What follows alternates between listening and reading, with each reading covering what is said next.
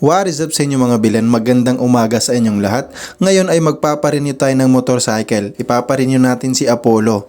Kung nakaraan nagparenew tayo ng lisensya, ngayon naman ay motor. Tara, samahan ninyo ako para alamin kung ano ang mga proseso ng pagpaparenew at kung magkano ang magagastos natin pag nagparenew tayo ng motorcycle. So tara, simulan natin. Pero bago ang lahat, ihahatid muna natin si Mother Earth dahil ilang araw na siyang nandito sa akin. Inaalala niya yung mga pusa niya dahil walang nagbabantay. Baka mamatay na lang pag natagalan pang uwi niya doon.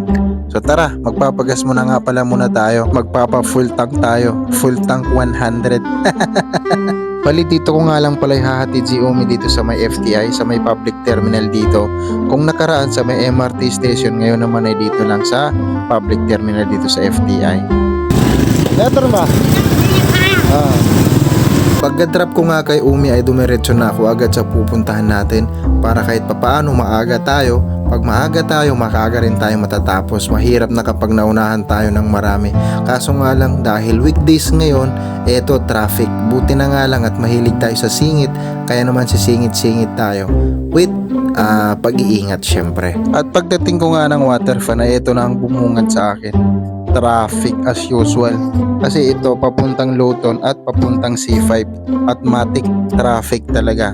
Pero buti na nga lang din at ayun, singit-singit na lang talaga, pagalingan na lang. Pero siyempre dapat lagi may pag-iingat dahil mahirap na madisgrasya, expired pa naman ang motor natin. Kasi yun nga yung lalakarin natin ngayon, di ba? At para may idea na rin kayo kung gaano kahaba ang traffic dito, aakyat ako sa footbridge, ipapakita ko sa inyo. Wait lang ha. At eto na nga, makikita nyo mahaba yan. Buti nga gumagalaw na konti eh.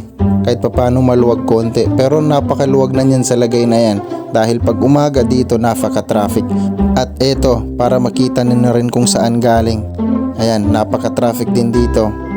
Kaya ikaw kung may pasok ka or kung may pupuntahan kang importante, make sure na agahan mo dahil dito pa lang ubos na oras mo. Mahirap na rin kapag nag-commute ka kasi pahirapan na rin sa pagsakay. Kailangan mo makipagtulakan o makipagunahan para lang makasakay. So eto na nga, dami-dami ko pang sinasabi. So nandito na nga tayo sa tapat ng Grace Mall dito sa Cayetano Boulevard ba yata ito yung tawag. Basta Grace Mall, alam nyo na yun. Tapat na ito. Dito ako nagpapa-emission test. Tapos dito na rin kumukuha ng insurance. Dito ko lagi nagpapa-emission test dahil una sa lahat, konti lang din ang tao at napakabilis din ang proseso nila. Pagdating ko nga dito kaagad ay nagpark na ako tapos kumuha na rin ako agad ng number para maaga tayo. Tapos ito nga pala yung presyohan nila. So i-post mo na lang para mabasa mo lahat kung magkano. At pagkatapos may paliwanag sa akin ni kuya yung sa mga presyohan, kung magkano emission at sa insurance ay agad na rin ako pumasok para mabayaran na rin. At mabilis naman yung proseso dito sa loob kasi konti lang din yung tao. Pagkatapos ko magbayad ay kinuha nila yung susi dahil gagamitin nila yung motor para sa mga test na gagawin. So makukuha naman natin yun pagkatapos ng lahat ng test at doon na natin malalaman kung pasado o hindi. So kapag yung sa motor mo may mga defect tulad ng ilaw, preno, headlight at mga signal light, ipaayos mo muna bago ka magpa-renew dito dahil hindi ka makakapasa kung lahat ng yun ay may error. Tara silipin natin kung paano ginagawa. At eto na nga, moment of truth. Ayun, pinasok na si Apollo at i-check na lahat. Pero kampante naman ako dahil bago ako pumunta rito, syempre, inayos ko muna lahat. Ayan na, sinasalang na si Apollo. Kaso nga lang di ako pwedeng lumapit dahil bawal eh. At sa mga oras na yan, sinecheck yung busina ko. Medyo kinakabahan pa ako kasi hindi ko napindot yung switch.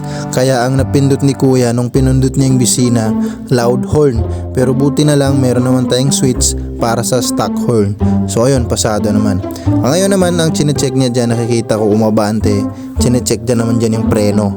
Dahil meron dyan umiikot tapos susubukan niya yun preno kung gaano kalakas, kung pasado ba. So alhamdulillah, pasado naman tayo sa preno. Ngayon naman sa ilaw, chinecheck naman dyan yung tail light kapag papreno ka, umiilaw ba, yung signal light at yung malaking ilaw ko sa harap, yung dalawa, tapos yung MDL pa. At lahat naman yun ay pasado dahil lahat ng yun ay may switch. Ngayon naman ay tinetesting na dyan yung sa usok. At syempre dahil wala namang sakit sa makina, yung motor natin ay pasado pa rin. So ngayon aantay na lang natin tawagin yung pangalan natin para makaproceed na tayo sa LTO. At pagkatapos ng lahat ng test na ginawa, dito na nila ipapark sa gilid. Tapos tatawagin ka na lang kapag ready na yung lahat ng papers na kakailanganin mo kapag pumunta ka na ng LTO. So ayun, waiting tayo. At pagkalipas ng ilang minuto lamang ay bigla ko na lamang narinig na isinigaw ni kuya yung pangalan ko. Kaya naman agad ko na rin to kinuha. Syempre, akin yun eh. Tapos dito rin sa may Sir, bagong kalsada. Check na lang ng spelling ng pangalan niyo, sir. Insurance pa lang yun, sir. Yun, tama naman. At dahil tama naman, ayan kukunin ko na si Apollo. Lahat pasado, alhamdulillah. At tayo ngayon ay dediretso na sa LTO Pateros. Mabilisan lang din doon ang proseso dahil konti lang din ang tao. Kaya doon tayo ngayon dediretso. At ayun na nga, nandito na kagad tayo. Mabilis ko na rin pala ito nahanap kasi nasa gilid lang ng kalsada. At saka alam ko na to kasi dito na rin ako nagparinyo nung nakaraang taon eh. Yung dalawang motor, si Bluesy at si Apollo, dito ko na rin pinarinyo. So ngayon, eto, nagpark na tayo, dire-diretso na tayo. Ipapakita mo lang sa reception yung resulta ng emission test at saka yung binayaran mo sa insurance. Ayun, nasa loob na tayo, tamang antay na lang tayo tawagin ang pangalan natin. Ang lamig pa naman dito. So ayun, tinawag na nga yung pangalan natin at sinabi na kung magkano yung babayaran natin. At dahil expired yung motor natin, nasa 300 plus yung babayaran natin. Pero kung hindi lang na-expired, nasa 200 plus lang. Pero wala pa sa way. At pagkatapos nga natin magbayad ay na-release na natin ang OR. Yan ba yung tsura ko? Toyong tapos na. Wala pang 30 minutes. Ang bilis. Alhamdulillah. Alright, hindi na tayo.